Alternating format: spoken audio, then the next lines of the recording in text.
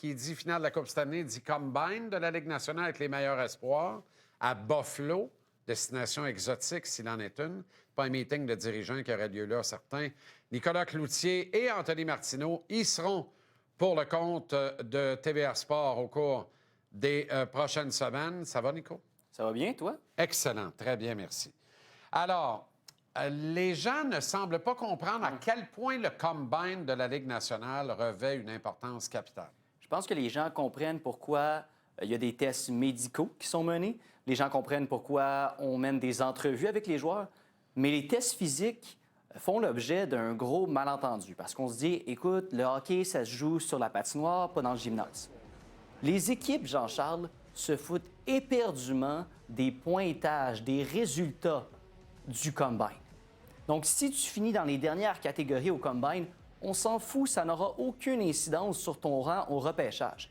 Le Combine sert à établir où en est l'espoir dans sa courbe de croissance athlétique. Après, avec les exercices, on va extraire des données fines, on va envoyer ça au préparateur physique de la LNH. À partir de ces données-là, on peut concevoir un plan très personnalisé pour chaque espoir. Et là, on peut se dire, OK, on peut ajouter peut-être 6 ou 10 livres à sa charpente. Ah, on peut améliorer son coup de patin. Lui, il n'est pas arrivé à maturité dans ce département-là de son jeu, et etc. Alors, ce sont des données qui sont très pertinentes, mais les résultats en tant que tels, on les oublie. Très important en Combine, par contre. OK. Tu vas profiter de la circonstance et des journées allouées d'ici là pour dresser quelques dossiers, notamment sur des cibles pour le Canadien au rang 16 et 17.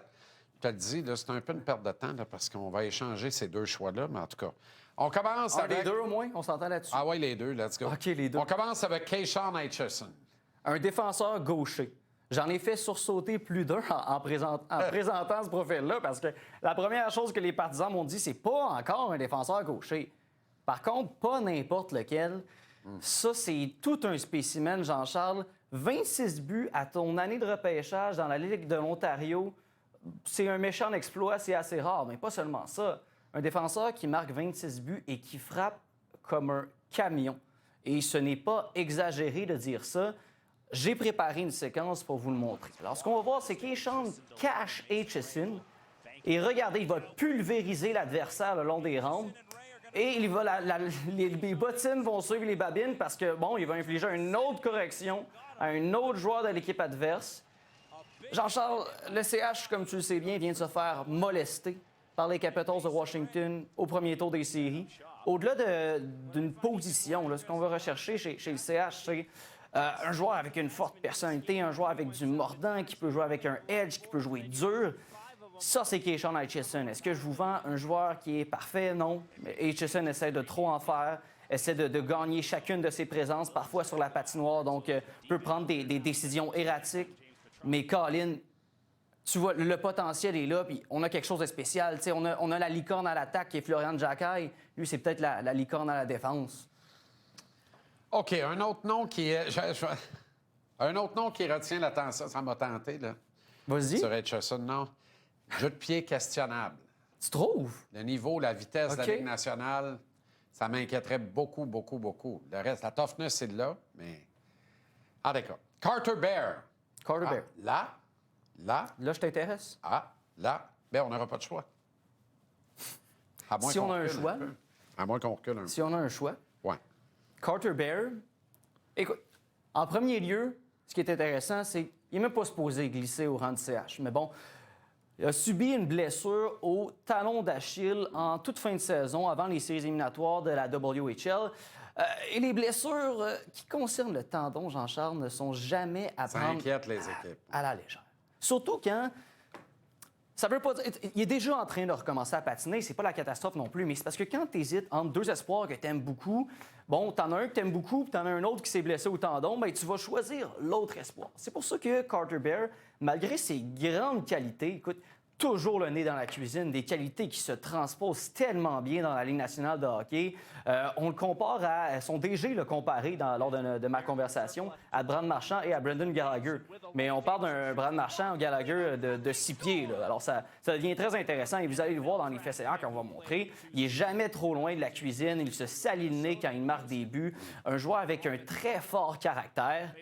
C'est un candidat tellement logique pour les Canadiens de Montréal. Est-ce qu'il va se rendre là? Je ne sais pas, mais c'est possible à cause de sa blessure. Lui ne pourra pas participer au test physique là-bas à Buffalo. Cible intéressante de chez nous pour le Canadien, Zachary Morin, mais je pense pas qu'il va être libre en 7e ronde. Tu penses qu'il serait repêché en 7e ronde, lui? Non, je pense pas qu'il va être libre en 7e. Il va partir bien avant ça. Ben oui. Moi, je dis ça parce que tu me le vends comme une cible du Canadien, mais le Canadien ne prend pas de Québécois avant la 7e ronde. Ah! Ben oui, c'est vrai. Te rappelles-tu de la fois où on avait levé le nez cavalièrement sur Louis Crevier, sur le devant de l'hiver? Oui, je me rappelle. Même en 7e ronde, on peut bouder un Québécois, en fait. Même en 7e ronde. Même en 7e ronde. Zachary Morin, très intéressant son profil. Il y a 2 ans, on parlait de lui comme le next one au Québec.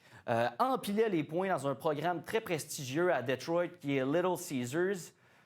Maintenant, les choses ont changé et Zachary Morin, dans toute sa maturité, a compris que c'était peut-être pas un attaquant qui allait faire beaucoup de points au prochain niveau, mais plus un attaquant de puissance. Les outils athlétiques sont là. Suffit de comprendre ce qu'il est, son identité dans la Ligue nationale de hockey, et peut-être qu'il va pouvoir faire un bout de chemin. Le contexte était un peu difficile pour lui avec les Sea Dogs de Saint-John en deuxième moitié de saison. Excellent travail, Nico. Merci infiniment. Merci, On se reparle, Jean-Charles. en marge. Très bientôt. Ouais, avec joie. Beau studio, c'est plus prometteur que la première, fois toi? qu'on était ensemble ici. Là, les tests assez Ça va un petit chaotiques. peu mieux. Ouais. Ça va un petit peu mieux. Il y a moins d'écho. Notamment. Salut, Nico. Salut. Nico. C'est ça.